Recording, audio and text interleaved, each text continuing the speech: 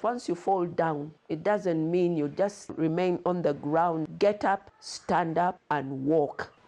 Leadership is often measured by the noise it carries or it commands.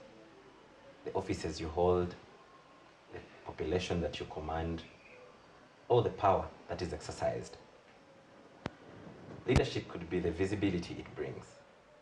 But there is another side of leadership that is often never documented. That is when you leave office. Tonight, we create a space for reflection, and this is the Quiet Hour, Conversations Beyond Titles. I'm your host, Peter Victor Sava, and our guest tonight is a seasoned public servant who has served through the highest levels of public life or public office, from member of parliament to being a leader of the commission, and in particularly in so many areas of this country. But her vision or her power to helping the vulnerable and the society and the women in society and about labor and social development is quite important. But beyond offices held, she's a leader who has led through the transition from public authority to private reflection. And it's the journey we seek to understand today. Honorable Beatrice Byenkya Nyakaisiku. Thank you for joining us today. Thank you very much, and thank you for hosting me, inviting me to be part of it. Yes. Yes. How are you doing, Honorable? I think I'm okay. Yes. First of all, I'm my own time manager, Yes. my own time programmer. Yes. I have my programs per day. Yes. Like before, where the authority you command has time frame, Yes. has a program. Has deadlines. Yes, so you're supposed to move at a particular pace in order to be recognized, to be sensible, to be a performist. But now I'm at my own pace, and because I'm a senior citizen, before I started as a youth growing up in the political life, and then now I'm a senior citizen, I sit and reflect. I give pieces of advice. People come to me, be it political, be it in the church, be it the normal spheres of life. So that's how I am. I'm okay, health-wise. That brings me to, how does your normal day look like from being told we have this meeting to this meeting to this meeting? To this meeting. Well, first of all, I'm an early riser. Yes. When I stay with one of my grandsons, so my day begins at 3:30 a.m. and I start 3:30 a.m. for prayer. So I usually have 1 hour of prayer, and when it's holiday time, my day begins at 5 a.m. So I start from there, and then I have about 30 to 40 minutes of working out. I work out at least 4 times a week, and that's, I think, what keeps me tick, because you have to work out your body. Movement is very vital. So then from after working out, then I have breakfast. It's usually a light breakfast. And then I sit on WhatsApp and do my online things, businesses that I have to do, interacting here and there. And then later on I have, I think, like the actual breakfast. At around 10:30 to 11, I eat. And then my lunch is around 3. That's the only meal. I have only one meal. That's the lunch at around 3. And then afterwards, it's just soups, vegetables, and fruits. I snack, lightly but healthy. So that's how usually the day is. But the work that I do, because I have to live, I have to get money, so I have to work. So, and with work, you have to see that you put in as little as possible, but to get as much as you can. So that's why with the online, you work faster, you work better. I work on I ring the phone. I have a small farm in Hoima. I'm now a coffee farmer. So every morning they have to call me to tell me how things are. If at all we have to spend money, you have to show me a video. Yes, I see the video, and yes, and they show me the video, and they show me where. And apart from that, I also have another filler or other fillers to really confirm that the video is true, because you can. But I know my place very well. I can even say the other plant, it's this and this. So if at all we need to send some drugs or to spray, I know what is there. So then I peep in during the weekends. The weekends, usually Saturdays or Friday to Sunday, so that I'm there to make a presence to see what things are going on. So that's how I basically run the day. And the very good day of interfacing, interacting is usually the Sunday after church. You can sit with the members, you talk. And then if it's in the village, it's the same story. You sit outside the church, you talk. We used to have a market, and you go to the market and you sit from around until you get tired. You go back home. But the Sundays are usually the best, interfacing and interacting with various people. I'm actually already seeing you're living life in people's lives. Yes, I do. Maybe that brings us, how does your political journey start? How it started? Yes. Well, I started in Kampala Central. Yes. That time I was staying in Nakasero. Yes.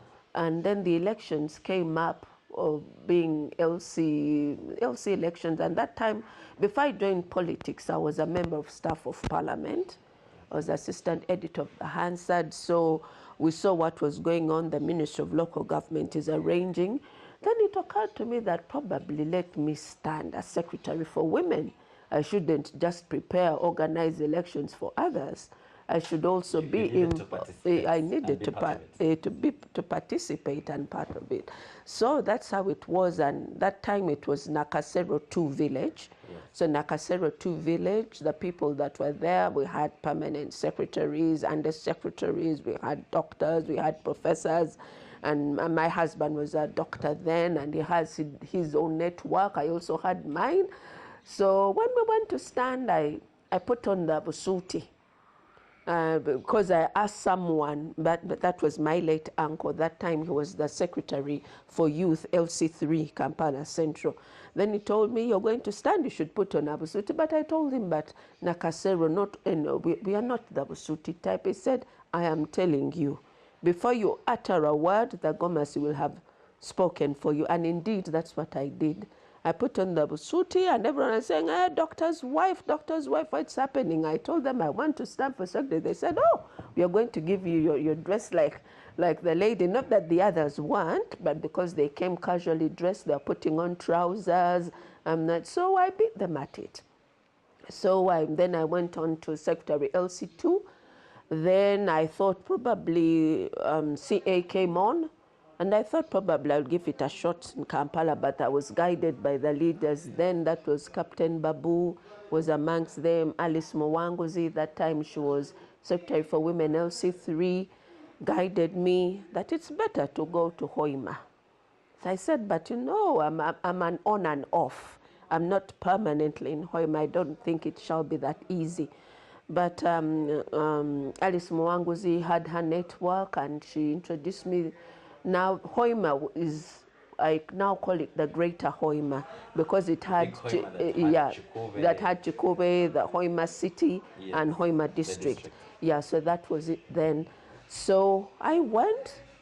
I think doctor had his networks, the people he had treated. My father had his own OBs, because that time it was college, Electoral College had his OBs. I basically didn't have people that I went to school with. So I was banking on those two, my husband's network, my father's network. And I went and I made it the first time, CA, then I made it 1996, 201, 206. I served for that time, and then I was clocked out in 2011 as the woman MP for Hoima District. For Hoima District. Yes. Let's talk about that light moment of when the first time you are declared in the elective politics. How did it feel? That was in the CA. Well, I couldn't believe it, I was that young. At that time, I was young. I was a youth. Those people, a young married girl, a mother, just made 30, I think. And really, I just looked at and I said, I'm there. What am I going to do? You know, and it was basically deliberating, discussing the constitutional clauses that were there. But then it wasn't only that, because I could see the people around me. Some were members of NRC. That time we had Buhaguzi, there was Matayo Chaligonza, and then there was Honorable Kajura.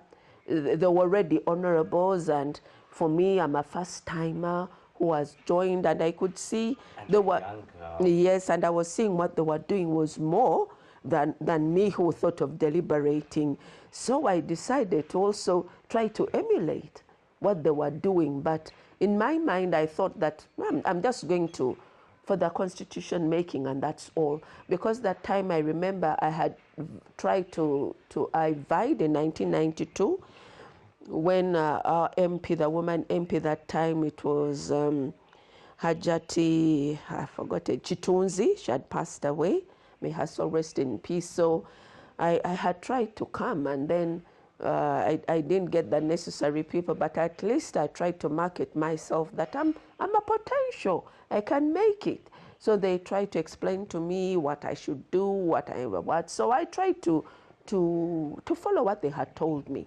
So then, when the CA came on, I was telling myself, no, I'm waiting for the 1996, the elections. And then the people had seen me said, stop being a fool. This is the time. 1996 starts now. Yes. So I went in, I made it. So I started doing developmental, other things that I was seeing the others doing. And then when the elders asked me that now the time is ending, 1995 is ending, I told them, well, I thought I'd go to Parliament, but now since I have served in CA, I think that is it. I'm going to stop here. They told me, you're being a big fool. You have to continue. You know, I'm glad I kept seeking guidance. Otherwise, I would have made mistakes because I didn't know. They said, well, you have started the 1996. So I went on, and I think I served well because I'm still enjoying the fruits. Now I'm enjoying the respect in the community. I'm treated well by the population. In whatever circumstance I'm there, I'm being treated well, be it a funeral, be it a wedding, be it just casually talking, I'm treated well. I'm treated with respect. Yes, and I really thank the people of Hoima for the way they are treating me, the way they are handling me, the way they are beside me in each bit, in the good and bad. I'm enjoying them, and I thank them. Because it's that, you know, when you have people getting out of public life, because you're used to having people around you, and all of a sudden you're out, you might get lonely, but they haven't left me lonely. So even they call, are you in Hoima? Where are you? Even in Kampala, I have come in Kampala. I just want to say hello. They come. And when they come, they don't come empty-handed. You can imagine a person who left public office being a member of Parliament in 2011. 15 years later. Yes, and I'm still, I just thank God for the way he used me. So I believe if they're listening, I'm thanking them. I thank God for having used me to serve them, and I thank them for treating me well and for trusting me, because people still come seeking guidance, be it political or otherwise, and I say thank God for that. Amazing. The journey is quite interesting. Yes. And looking back, which moments in your leadership or your leadership journey shaped you most as a person? There were several, but there were several factors, but one of them that I think would have shaped me is going to politics without a godfather. You know, there were two constituencies. Yes. If the people know the politics, then Honorable Matayo Chaligonza on one side, yes. Buhaguzi, and then on this side, there's Honorable Kajura. Yes. And unfortunately for them, they weren't getting along together. So when you talk to one, the other one thinks one. But I found Honorable Matayo was more welcoming. So I worked with him. And because I worked with him, Honorable Kajura didn't like me.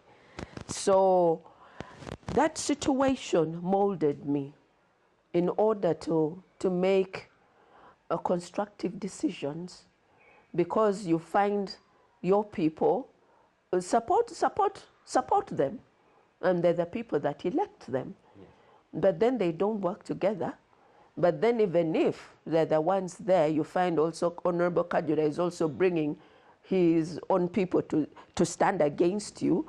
So it helped me to play politics, mature politics, despite my age, learning how to balance issues. So you are now almost becoming like the third strong part here. I really had to balance, because it was survival. But how do you survive politically? Yes, without antagonizing any your supporters, because you find you'd have supporters in, say, in Bohaguzi, those that support Honorable Matayo, and those that don't. And then Honorable Kajura, those that support him, and those who don't. But then you have to sit down all those people to come in your meetings. They're your mobilizers. I remember on 2 instances, in, I think in 2001 and in 1996, I invited, because I would meet Bohaguzi alone and I would meet Bugahi alone. So when the mobilizers came, they brought the politics that for you, you support so and so, how are you seated here? I don't want, they started bringing their politics, and I told them, for heaven's sake, this is for the woman MP. It's not for the county. So when we are here, you just speak the politics, my politics. Don't bring in those ones, because when we go there, we won't move further, because everyone here has a person that you support. When I go to Bohaguzi, they have their own that they support, and they don't support one person, but I'm there for all of them. So put that in mind. So I'm glad they listened. So it helped me how to play politics of survival as a politician, and then to learn to listen to various voices, because I found out that many people would want to destabilize you, your thinking, or even about a particular person by bringing rugambo, rumors about that person. I wasn't so fast on that. So it helped me to sieve. And in fact, at times when someone would say, so and so has said this about you, when you're still there, the person comes. And I would say, by the way, you found us in the middle of something. The person you found here, could you repeat what you have said? And you see. Now you know. And then you know, and then people got to know that I'm not the type that entertains rumors. So let's have constructive conversations, pieces of conversation that develop all of us, but not to tear us apart. So it helped me to mature in that way, despite my age. I understand now you have quite a lot. What realities of leadership did you understand once you joined, or you were inside the leadership or inside government? Well, one, you have to have an advisory. I had an advisory team, and I saw it helped me. Would meet every month, advisory team, people of Greater Hoima as it was, would sit, would map up strategies, would criticize ourselves, critique, especially the mistakes. How do we address them? How do we handle them? And one can't work in isolation. You can't work as an island. You need, at that time I had an advisor, which I had for all those 15 years. Yes, a whole team, it was there. And they would plan and would move according to plan. If there are any changes, we sit, say an emergency meeting, and then we try to change and interface. So that one I saw it helps. And then another thing as a leader, at that time, I don't know whether it still holds now, you had to be widely read, because that's why you're a leader. You're supposed to be ahead. You should be more informed. You should be, that's what my belief was, and I still believe it is. You should be widely informed in various aspects of society and of life. So I would get literature and read. In Parliament, we used to be given various magazines. So I'd pick. And since 2001, I used to have radio programs that were there every fortnight, every Saturday. Every Saturday, I used to have radio programs for the 15 years I was Member of Parliament, and they helped me to impact the population because they were informative, they were educative. So people learnt a lot from them. They got guidance from them. So I believe as a leader, you have to be more enlightened, you should be more informed, and then the lifestyle that you lead, because you're a leader, you're a role model. Now for me, the agenda was the women's, because it's affirmative action. Yes. So I'm a girl child. Yes. You see, the NRM government has just started that. So I'm a role model. So how do I behave? How do I dress? How do I encourage? The other girl children to come on? How do I pick up others? And I'm glad that during my tenure, the 15 years, there are some women I brought up from the parishes, from the villages, and as we talk, they're serving on various district boards. Some are assessors in the court, wow, in the High Court. Some are in district leadership, various boards. Some are in leadership, councillors, what. I groomed, and even up to now, we sit down and we talk, and they say, if it hadn't been you, remember, you did this for me. Remember, we used to move around with you. Yes. And you used to ask me to say something. You removed fear. You inculcated self-confidence in me. There are several, both in Greater Hoima, and I'm so proud. Awesome. So when I see them, and because I even see now that some young girls that are in leadership, now they say, we used to see you when we were young. You used to come to our home, and we used to see how you'd talk to our parents. We used to see you at the sub-county of the parish and how you used to address people. So we wanted to be like you, and so here we are. So I find various district councillors and sub-county, and I say, God, I didn't know these were the young people that saw me then when the girls, the young ones, because there are some who saw me when some I met said, I first saw you when I was in P7, I was in P5, we sang for you. We were seeing a young lady amongst our parents, but we used to wish to be admired, wish to be like you. Yes. So I think I haven't let down the girl child, the girl agenda. And then when it came on to Parliament, I don't think I was a lady that was timid, that was scared, that didn't know my way round. Yes, so I believe the affirmative action, the women agenda, I could have played it well. Awesome. Awesome.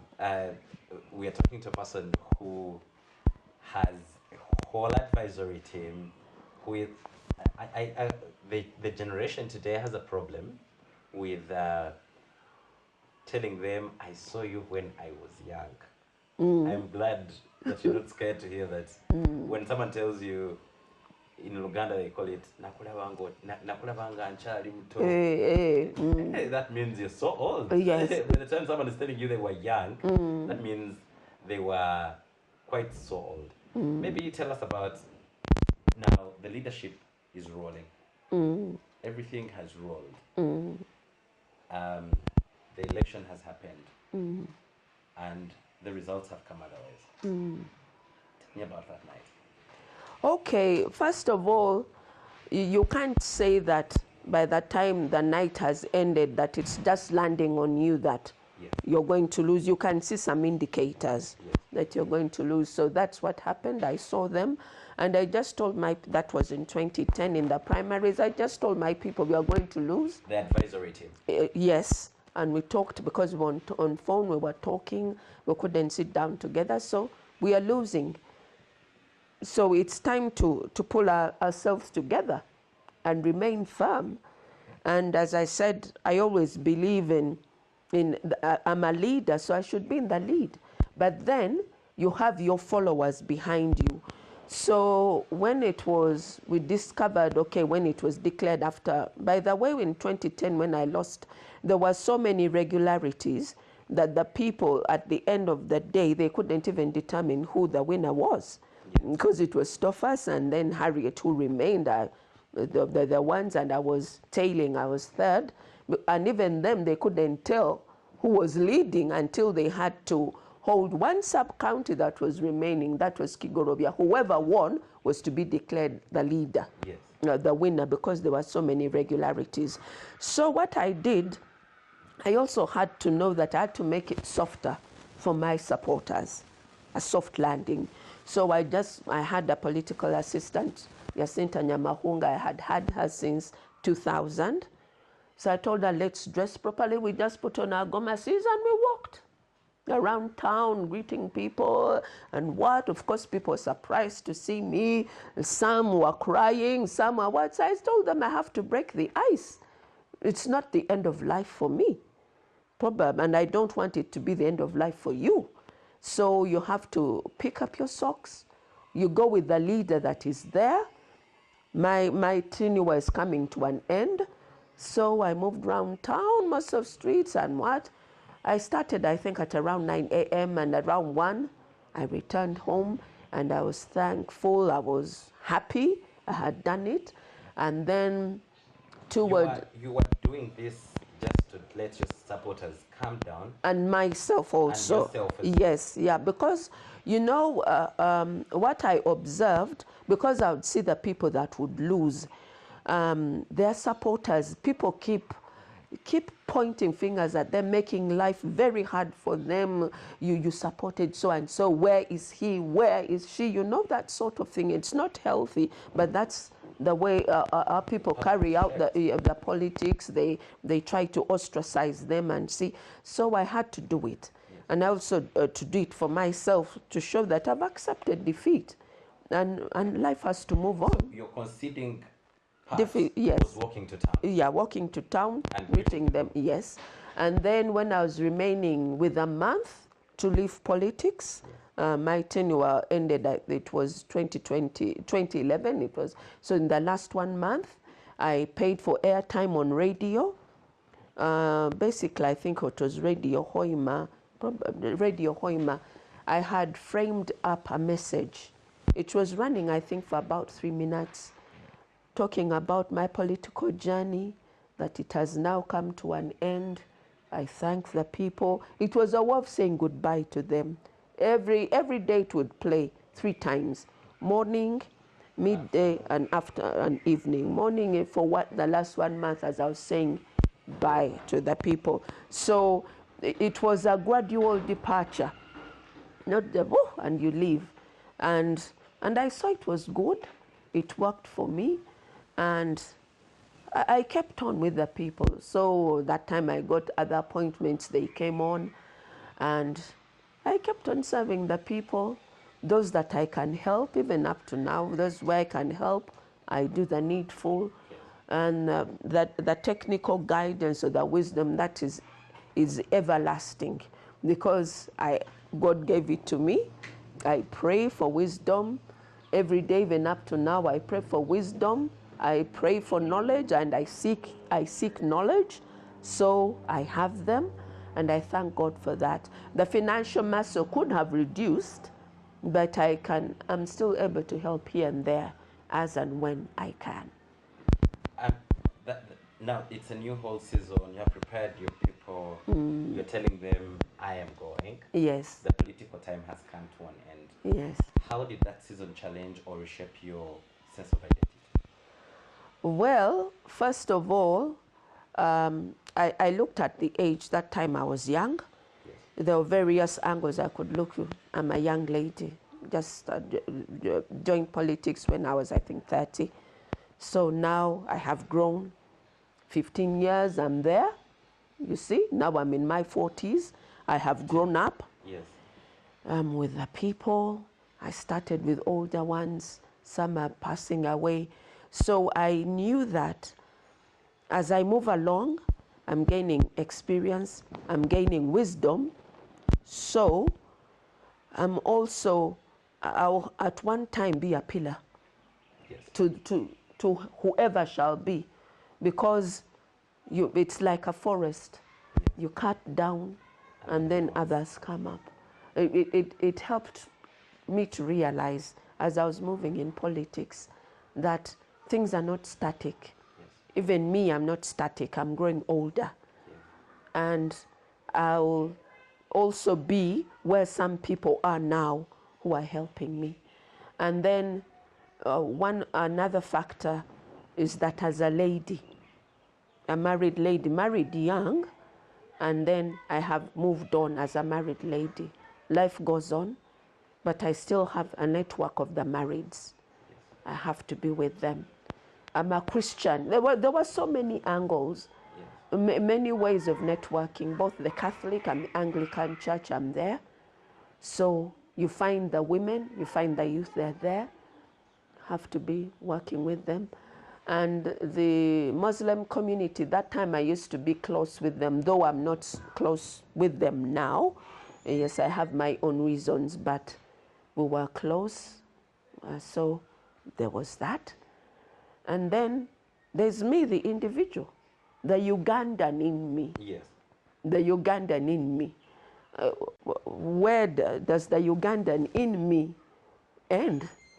Yeah, those are the things that helped me mold. And as I was moving along in politics, because, you know, I believe in the Lord and I trust in him. I believe I'm a pilgrim, a Christian pilgrim. You know, the Bible says everything that has a beginning has an end. So as I was moving, I would try to see how the end would be. Yes. In each and every aspect of things. I'm almost seeing here that you are always expecting that it will come. Everything that has a beginning has an end. But how does it end is what really matters. So as I was moving, those were the things I would really, yes, how do I end? And I thank God that even when I left politics, I don't think I ended badly. Yes. Because I wouldn't be what I am now. I didn't end badly. You walked away with dignity. With dignity. And I think dignity is the highest prize I think I got out of politics. Yeah. Moving with my head up high, because even when I was in the politics, a no would be a no, a yes would be a yes. And up to now, if it's a no, it's a no. If it's a yes, it's a yes. I know I remember your yes. I read about it in the papers when you were about the term limit. Your yes is a yes. Your no is a no. I understand there are quite so many lessons you have learned during this season. Yes. One of the things I'm learning right now is to know that this will end. How it will end is for you to determine. Any other lessons to share, Mama? Another thing, probably patience, because you're working with people of various kinds, different mentality, diversities of culture, the way you know Greater Bunyoro, you have the Alor, you have the Bachiga, you have the Batonya, Bakagiro, you have the Bagahia, you know, Abagungu. Patience. To be patient with all of them and to listen to all of them, attend to them. I remember, especially when I'd go to Buseruka, we'd have a meeting.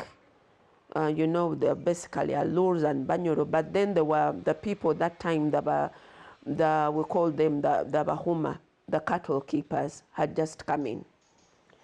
And they were so new, everything was foreign to them. So I would have a meeting with the people who spoke in our development, so I would have to have another meeting with them. I've spent with the other people 3 hours. We finished. I would have to sit with these ones another 2 hours to explain slowly so that they can catch up. You even get an interpreter so that they can understand. No, they would understand, but because their background, where they have come, Yes. they're still new in Hoima, and people have no time for them. People just don't have time for them. They're just telling them, see what is there. But they would wish to know why some things are being done the way they are. Why are they being treated the way they are? Is there where they should change, where they should improve? And those were the things I was trying to put into them. Yes. That you have come in a completely different setting. We are farmers, we are not animal keepers. We are not cattle keepers. So the way you see life is different for me who sees. For you, you think of your cattle as the first, giving it the first priority. For me, when I see you giving your cattle priority, I'm angered. Yes. Because I feel it should be the human being being taken care of and not. There's that cultural shock. And as I was moving around in politics, you know, you have people, you should know that you always have an opposition. Not everyone can be with you. Yes. At any given time, you will never have 100%. I remember in 2001, I came unopposed. But after coming out unopposed, that was the greatest time I feared for myself. Because I've come out, and that's when I started thinking so fast. That's when I came up with the radio program every fortnight to come on, because I was trying to see that I appease everybody. I don't know who really my allies are, although I could be knowing them, but yes. Who is it? So I kept really working so hard. But you should know that, and in life, not everyone can be with you. And that whoever keeps smiling with you is not really your friend. So it enabled me to be alert at all times. And you know that when you serve people, don't be divisive. You have to serve them, even those that you feel. Although some of them, they'll tell me, however much you do, we will never. So you find you go to a parish, you find some villages, because of the vast, the bigness of the size of the district, I couldn't go village to village, because I told them even if I spend all my time in Hoima per day covering each village, I won't even finish the district. And the year has ended. And I have to deliberate in Parliament, I have to do some activities. So I used to do most of the development work. In that time, it used to be development meetings at parishes, parish levels. And all the villages would have representation. The leaders would come, plus the local people that are not holding positions of leadership. But you find some villages, one or two, no leader, no representation. We've never supported that lady. We'll never be with her. Okay. So you find that eventually some people would come out as individuals. They say that for me, what you have done for the others, kindly do it for me. And when I would do it, eventually the others would be brought on board. And I remember, you know, when you say nobody can be with you 100%. Twice I wasn't declared as the winner. Twice. I remember in 205, I wasn't declared. Yes. I had won the primaries.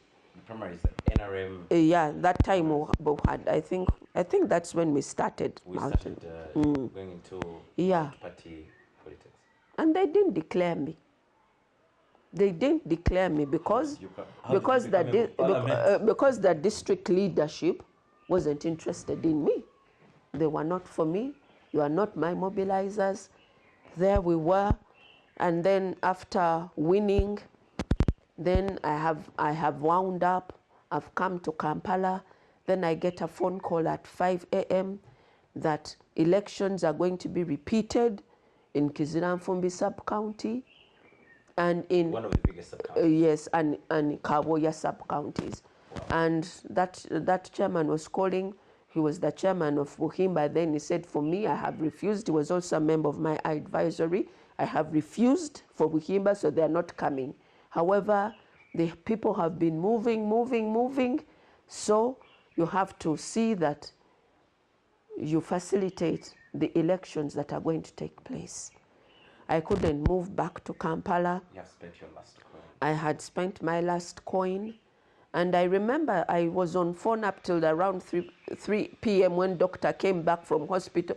His dad told me that I was still in my night clothes. I didn't know I was still in my night clothes because I kept coordinating, and you know that they went on coordinating. And he told me, you're still in your night clothes. I said, well, I didn't know. I've been moving in the house, in the sitting room, the bedroom, and what. So I wasn't declared. And when those two sub-counties revolted, I even got higher than before because they were so annoyed. And it took another week, I wasn't declared. So that time even George Tinka, chairman LC5, wasn't declared. So we just mobilized people, we mobilized cars, we did, now they call it vibe. Yes. That time it was morale, we did vibe. Moved around the town with whatever, making noise and what, and then we just went to Boma playground, and then I just said, I, Byenkya Beatrice Nyakaisiku, declare myself as the elected for Hoima district. And then also Honorable George Tinka did the same. I'm the duly elected chairperson LC5 of Hoima district.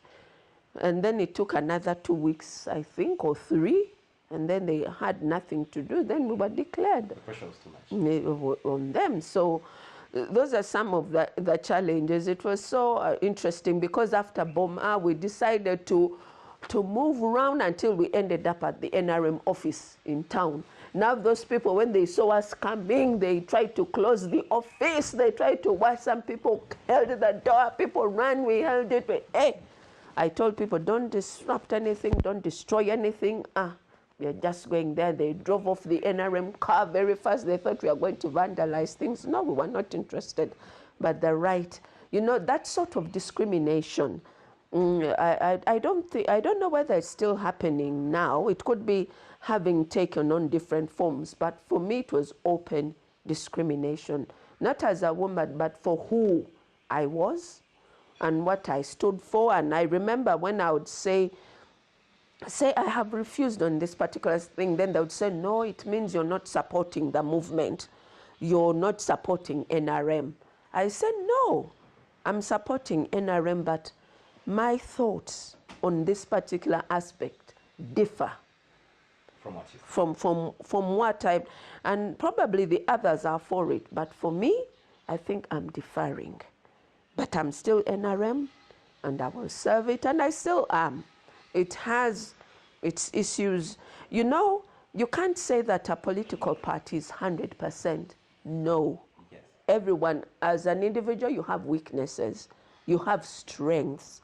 So I also see weaknesses in my party, NRM. I also see weaknesses in the NRM party, but I believe in developing on the strengths that are there, and we work as one. Yes, so even if you find somebody, an individual, or the people that come to me, that I counsel and what, I try to build on their strengths. And their weaknesses, we are addressing them, but we are also building on their strengths so that people see the strengths more than they see the weaknesses. We're talking to now the declaration of the returning officer. Oh, I declared, yes, I declared myself. You declared yourself. Yes. And you're now the duly elected member of parliament. Yes. And you have declared yourself. Yes, and I went back. And you went back that time. Yeah, I think eventually, I won the primaries. And then when we went to the election, I scored 87.5. That time it was a high performance. I think I was amongst the highest. So I got it. and I served. Nice.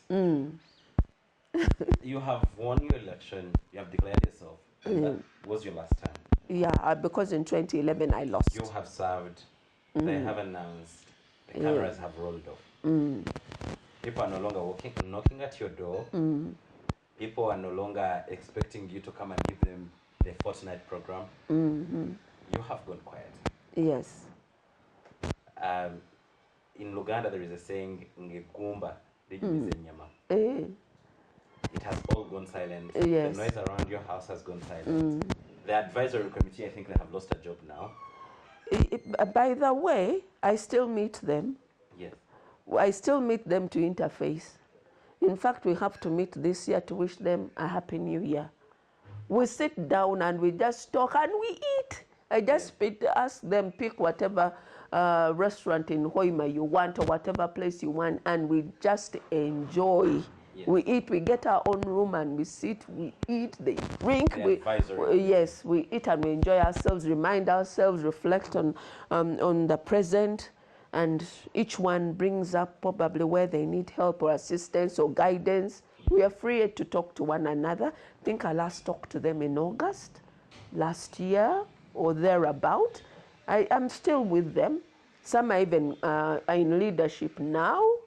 Yes, and I support them small, as I can. Yes. And so now, with different situation and circumstances, different players. So now I have different players around me. Yes, because of the different circumstances and situation, I'm no longer the active politician. Yes. Now, I think now the cameras have gone off. Everything has gone quiet. Yes. The door is no longer being banged as you were a member of parliament. Yes. Definitely, I would think there is one or two lessons that came to your head. No, but one or two things, I already knew that whatever has a beginning has an end. Yes. So I knew that that had come. Yes. So it was now time for me to be the housewife that I was, to be the mother that I am supposed to be, not that I wasn't all along. And now you develop different networks that keep you going, to make you money. Because now, okay, you would earn money and use it in the constituency, but you as an individual to survive. So you have to develop various networks that will make you survive in this particular situation that you're in, which is very long, because I joined young and I left young. Yes. So I have to develop that network. And I've been more in the church, because for me, I believe now when I would tithe, you tithe time. It's not tithing to God is not only about money. But you tithe that time. Yes. So you have 24 hours. Probably you go for an activity in church, but I also get more prayer time. With myself, I tithe time. During there's midday prayers, I pray. I read the word, and I also talk to him. I pray, but I say I'm talking to my God.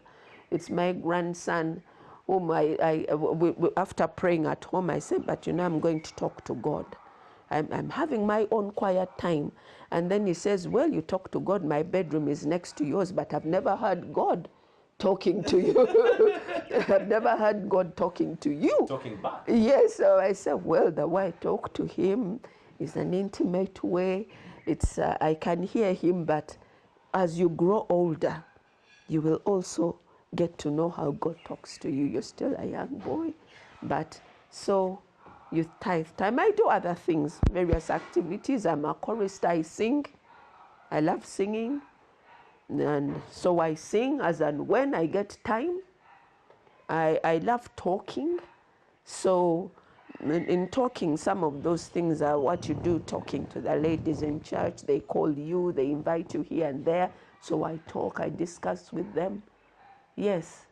So I believe in the future what I'm also going to do, public speech.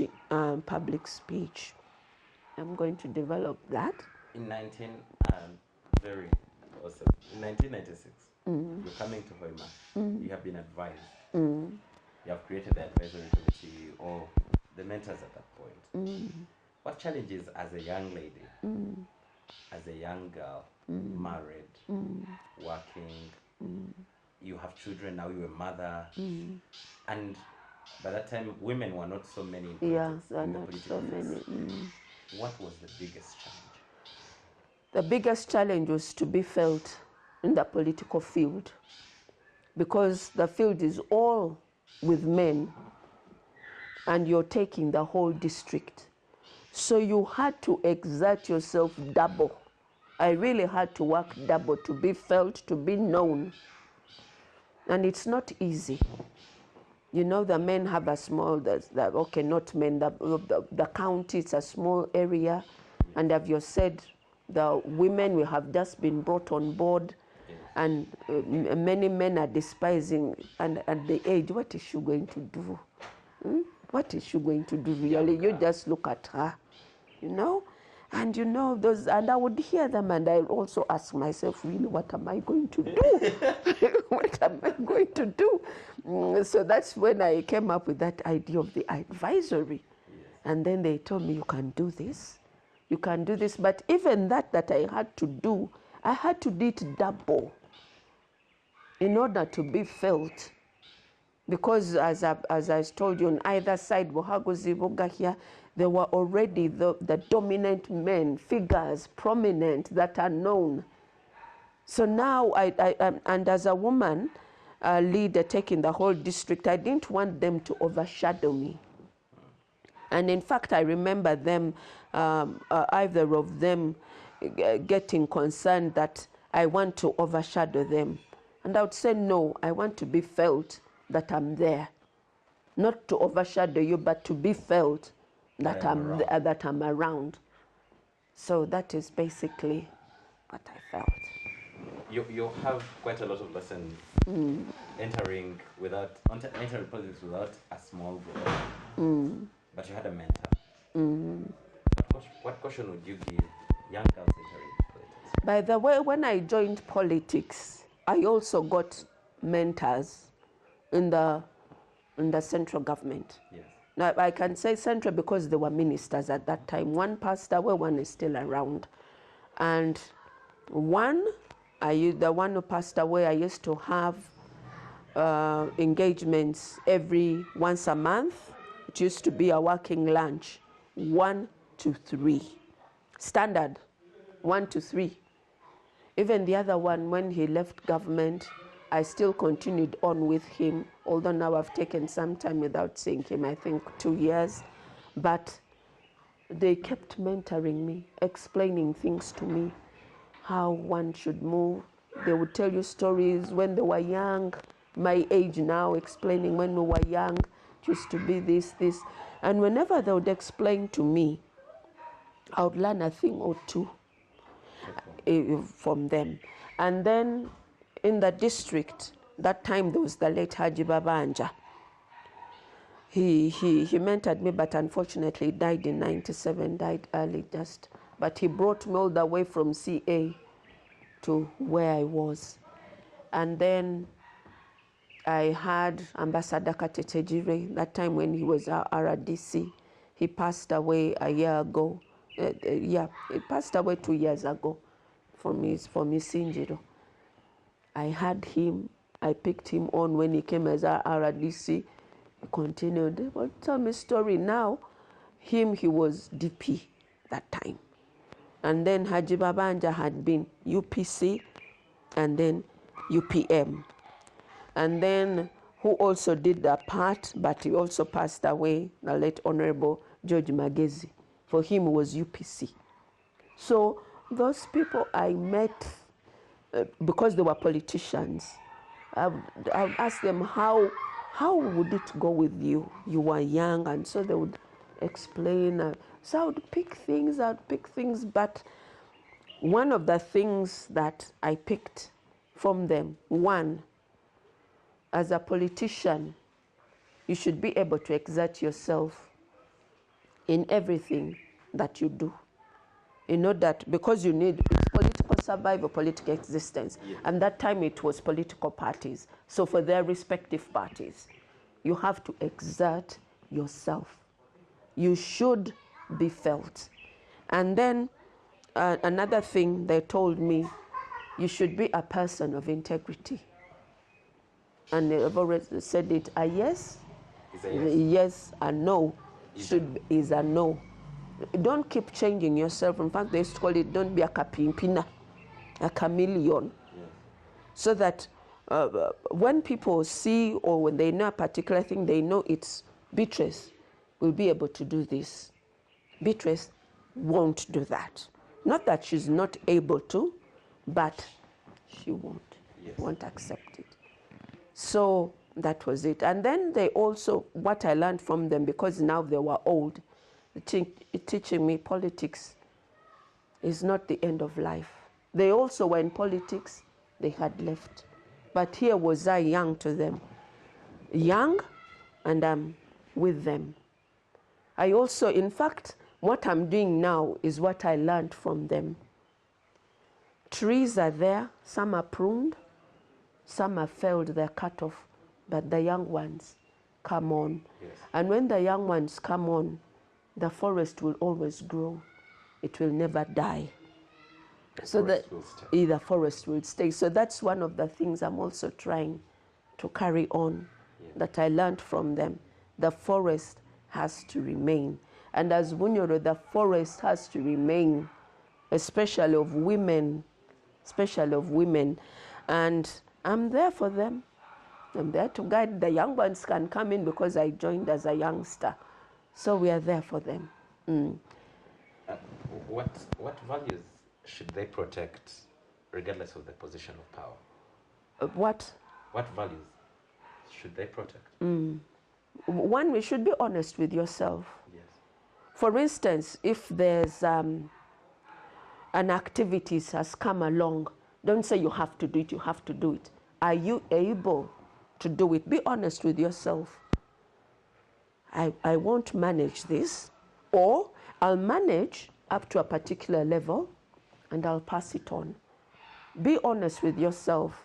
Because even as we are handling politics, various things, we know some person's strength. Some people are very good orators. They speak. They can move crowds. If you want someone who can really push a point, Beatrice. But if it's to do so and so, probably making connections. You can have the connections, but you're not so good at talking with people. But there's somebody whom you can move with as the connection to help you, to link you up. So it's good to know where your strengths are, to be honest, to be sincere, and always to be God-fearing, because the beginning of the fear of the Lord is the beginning of wisdom. Interesting times, Mama. Now, I know you're a good reader. I try to read. You're a good reader. You have read about these things. You have prepared yourself to leave politics. You know that everything comes to an end. You have experienced the high, the lows. 2011, you have gone to different offices. There is that one thing. Is there any one thing that you would love to share? Someone who has left office now that he should be aware of, that you're yet to experience this? Okay, when you leave office, have a positive attitude to yourself. I don't believe in self-pity. Bansingire, I have lost an election. You cry today, you cry tomorrow. People treated me badly. When you see them, you try to hit at them. No self-pity. Yes. Move on. One of the things I did when I lost the election of 2010, the primaries, because I'd made up my mind I'm not coming as an independent. Many people thought I'd come as an independent because I'm a fighter, so they say. She will come as an independent. I didn't go. So now, as a leader, there were some things I was doing because I want to be an example. So I had cows, exotic cows, zero grazing. But management was disturbing me, so I wasn't getting as much as I was expecting. And then I also had exotic goats. And those nads used to buy from me because they were the ones from South Africa. They had the black, white, black, brown. And they were so good because each one could even give birth to 3. Occasionally, you'd have one would give birth to 3. So I just thought, I'm leaving political office, finances going out, they have to reduce. So I had to reduce on some of my expenditures. So I painfully had to make the decision of getting rid of the animals, both the exotic cows, most of the Frisian, and the goats. I had to do it. And instead I got money and I bought 15 acres of land in Kyakabobi, which is now next to the stadium. I bought it then in 2010, 2011 is when I purchased. Yes. And I just said, God, they're there. 15 acres. So I was trying, I decided to remove things that were, learn to budget now. You're budgeting to the last coin. Yes. You have to sit down and budget. You're no longer getting parliamentary money, constituency development fund, to put into the people. You have to survive now as an individual, not on the salary of government, of parliament, but probably you have your own things. So now try to reduce on your expenditures or things that you have been having around you that have been taking money. So that one I knew. So I got rid of the animals without me. And then I started saying I was going to the constituency every fortnight or every week. Now probably it shall be every 3 weeks. Because now I'm a farmer, do different things.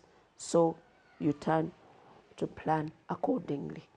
You try to reduce on the budgetary. It's the way some of the things they're telling us with retirement, now with the parliamentary, have a parliamentary retirement, whatever. Yeah, circle, it's there. So some of the things they tell us now, try to reduce the expenses. You are driving a very big car because that time you're the member of parliament. Yes, you know it's prestigious. You get out of a big car, and at times as you're coming, they open it for you. As the children have done. Yes, now things have changed. You no longer need such an expensive car. You can't run it. You can't run it. But you can get a car, a reasonable car that's presentable. And I keep saying all cars are cars. A car takes you to Kaboya, a car takes you to Kasomoro, a big or a small one. All of them reach, except it depends on the style you come out. Probably the smaller one is not so comfortable as the bigger one, but the end thing is to get there. So whatever car can get you there. So those are some of the things. You don't really need that expensive car. However, there are some things I believe in myself. I believe in dressing well. Whether I'm an MP or not, I have to dress well. Yeah. Yes, because once an honorable, always. So I have to keep that, the respect of that time. Yes, I have to dress well.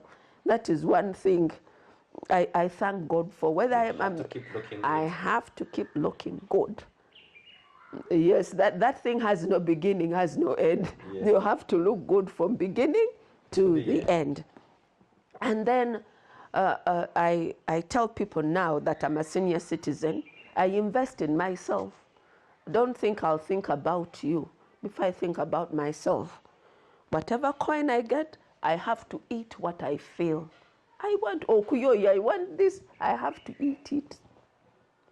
Luckily, I don't have pressure, I don't have diabetes, and I'm not looking towards that, to eat, to get towards that. I watch my eating and what I eat, and when I eat. So I invest in myself. So because I keep asking myself, or some of the things I think about, I used to put millions into people. People that they're my responsibility. That's why I had to put money into them that was given. Now I am getting my own money. Why can't I put it into myself? I have to invest in myself. Yes. Yes. So I invest in myself in various aspects of life. Yes. We've been speaking to Honorable Nyakaisiki Beatrice Byenkya. Looking into that camera, Okay. talk to the young lady out there who has just lost an election, or who has just lost a public office, who has just lost a business. They are transitioning, and they are not yet sure whether it has ended. You know, most people look into it's not ending. Looking here, Okay. and maybe your last question. Okay. The lady or the person there who has lost an election, everything that has a beginning has an end. And you won't be the last one to lose an election. Those after you will also lose it. Because otherwise, if the places were to be occupied, we wouldn't have come in the first place. And losing an election doesn't mean you're no longer capable of doing things, that you're useless. What you make out of the loss is how you'll be treated. I want you to develop self-confidence. Well, that is also one of my strengths. I'm a lady with self-confidence, regardless of any situation or circumstance. I'm a person with self-confidence.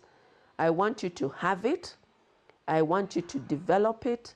And I want you to have a positive attitude. Life has its ups and downs. And that is one of the downs. And you will come up. And I also tell people that once you fall down, it doesn't mean you just remain on the ground, crawling, grumbling, complaining, crying. Get up, stand up, and walk. Why? Because life has to move on. Life hasn't come to an end. Walk with your head up high, be yourself, love yourself, and better still know that God loves you and He is in control. What I have learned about Honorable is when the noise fades, the title when it falls away, what remains is character, conscience, and the calling, and the reason why you started. Yeah. It's been a pleasure. Thank you, Honorable. Okay. Welcome to the Pleasure Quiet Hour. meeting. Thank you for coming. Thank you too. Thank you for your time. Okay. Well, it was an amazing experience. Thank you. Thank you for joining us, and next time it shall be our next guest. But from us to you, the Quiet Hour, conversations beyond titles.